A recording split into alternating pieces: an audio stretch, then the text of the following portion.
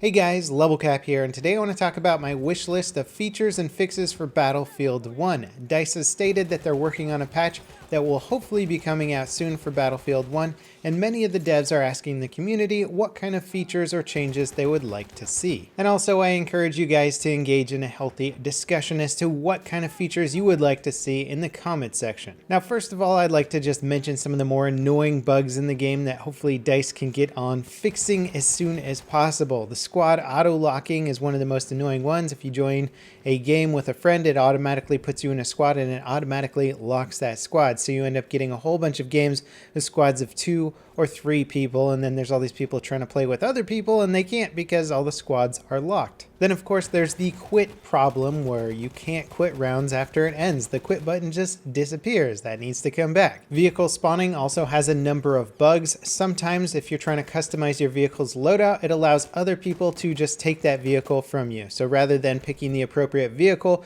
for the task at hand, you'll just end up forfeiting your spot. The other annoying bug is when you spawn into a vehicle, but instead of spawning in the vehicle, you just spawn as the pilot class or the tanker class without the vehicle itself, sometimes as the cavalry soldier, but without a horse. This, of course, needs to be fixed as well. These are some of the more annoying bugs that I've come across. Now, there's plenty of other bugs in the game, but I'd like to move along to some of the balance issues. First of all, I'd like to say that the weapon balance could use a lot of work in this game. This is a pretty deep topic. It could be easily a video within itself, and I'll just say some of the basic stuff that I feel about weapon balance right now. I think most of the medic guns are unusable. There's a few of them that are really good, and the rest of them I would just never consider using. The assault class, the MP18, kind of loses out to the Modelo and the Hellregal.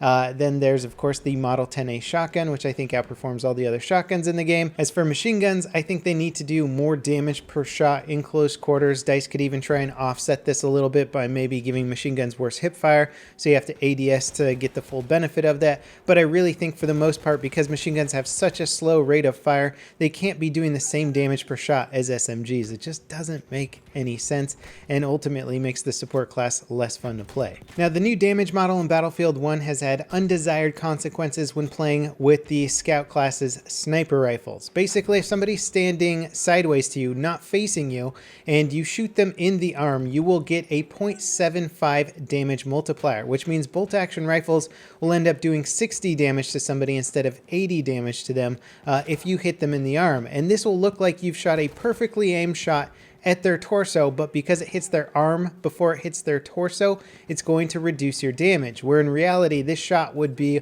almost certainly lethal, since it would probably enter their arm, exit their arm, and then enter their chest. But you're getting a damage reduction in Battlefield 1 because of the new damage model, and for the most part it ends up penalizing the accurate sniper, so you can't finish off people with a single shot from your pistol if you hit them in the arm, even though that shot was aimed perfectly at their torso. I think it's a bad addition to the game and should be changed. Then of course there's everybody's favorite gadget, the airburst mortar, and I'm just joking about it being everybody's favorite. It's pretty darn annoying. I use it a lot because it's so incredibly effective. I think DICE needs to balance this out. There's many different approaches they could take. They could reduce the splash damage on this.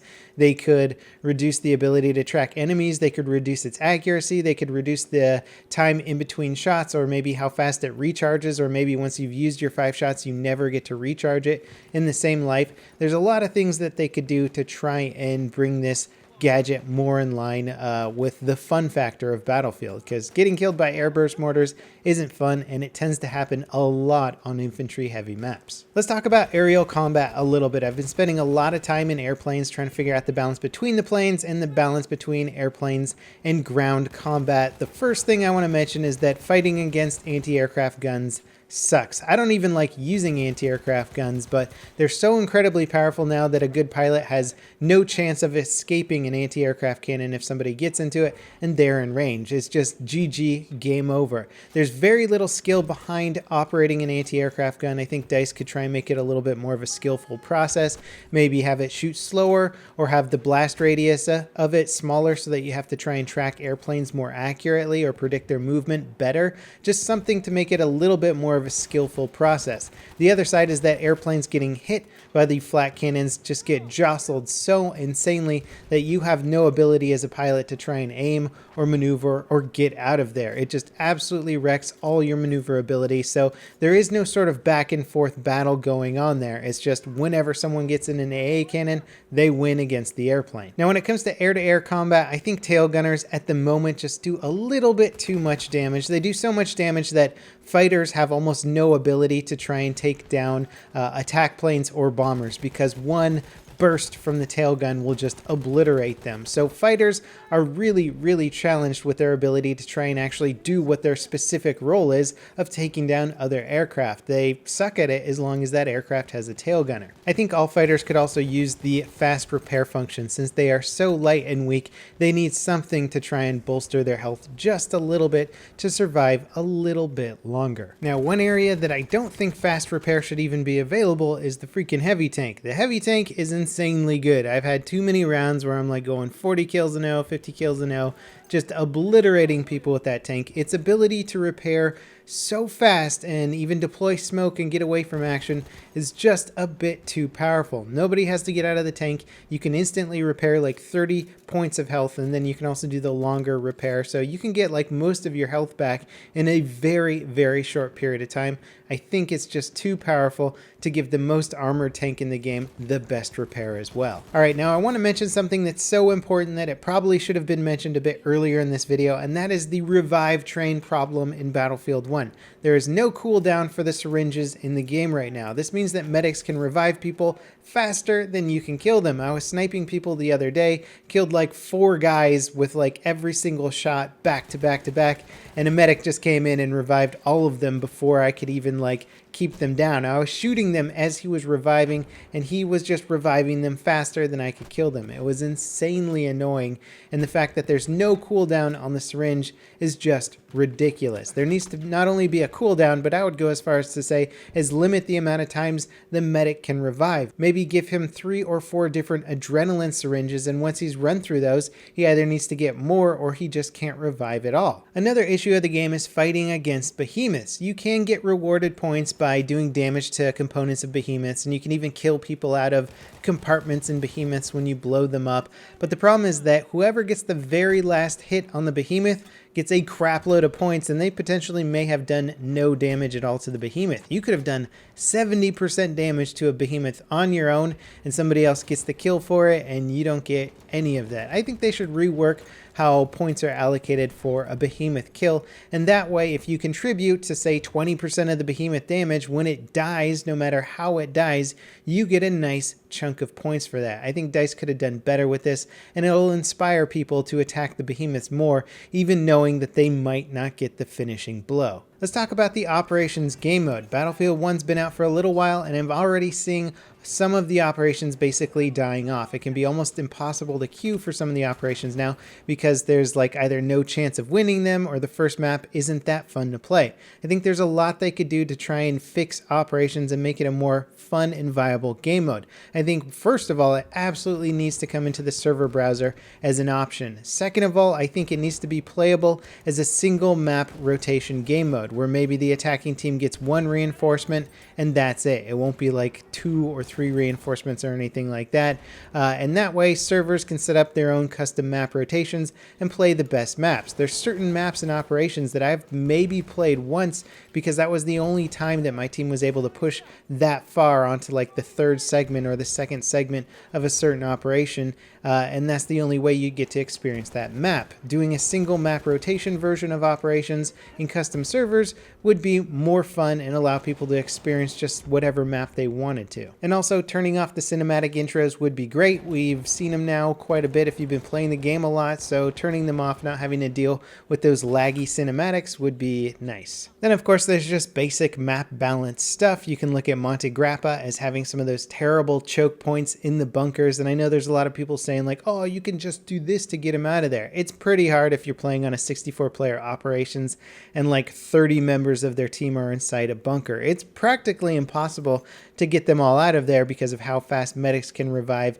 and people just respawning in there. So I think they need to create more entry points to some of the bunkers, or maybe add the ability to like blow a hole in the roof of the bunker with dynamite or something like that. Just add a new way to clear out some of these spawn points, especially when you're overwhelming them in all other ways. Now let's talk about the bayonet charge. It's being exploited in a way that DICE did not intend. If you have a very high DPI, you can control the bayonet charge very precisely. You can run around in circles, you can get behind people, you can do all these very tight corner flanking maneuvers, so you can run into a room and make a 90-degree hairpin turn to the right and bayonet kill somebody there. This is not what DICE intended, and I think they need to limit the rate of turn on the bayonet charge to bring it more in line. In addition to which, I think the flame trooper should be able to kill a bayonet charger, not the other way around. If somebody's getting a freaking flamethrower to the face, they're not going to run through it and then stab you with a bayonet. They're going to fall down and die immediately. So there needs to be a little bit of balance there. Now let's talk about grenades. It seems to be that DICE has reduced the detonation timer on grenades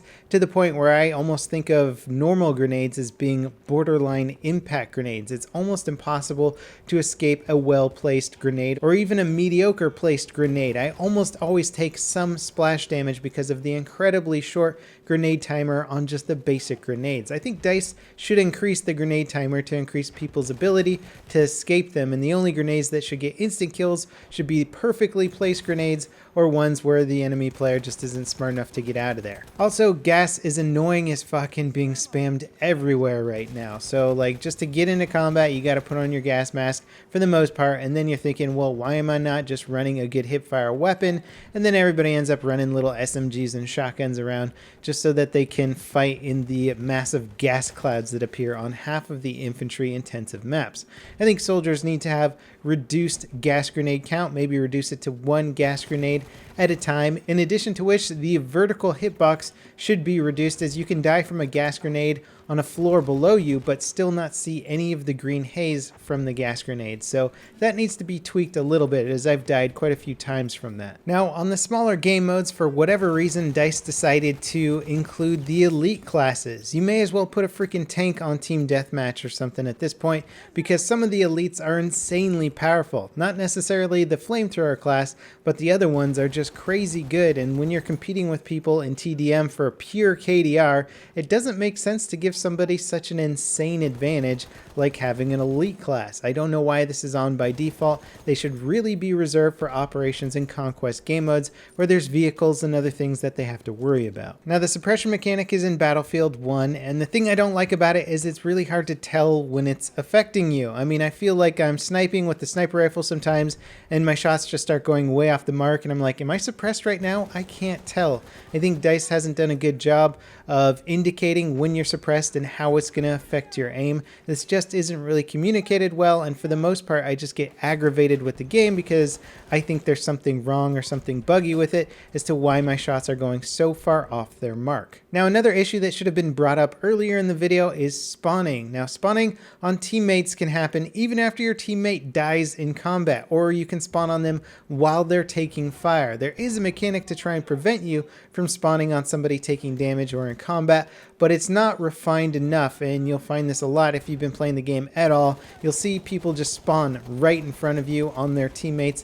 You might have just beat somebody in a firefight, and then another guy pops up right in front of you and like mows you down. You're like, what the hell was that about? I'm pretty sure DICE is aware of this and how annoying it is, so hopefully that's in the docket for what's getting fixed in the next patch, but if not, holy crap, DICE, get on it. Alright, now for the final segment of this video, I want to talk about things I want added to the game. Obviously, DICE will probably be focusing on bugs and balance issues before they add stuff to the game, but it's still really important, especially when certain areas of the game are so lacking. I don't like anything about the progression system in this game, from medals to battle packs to custom unlocked skins.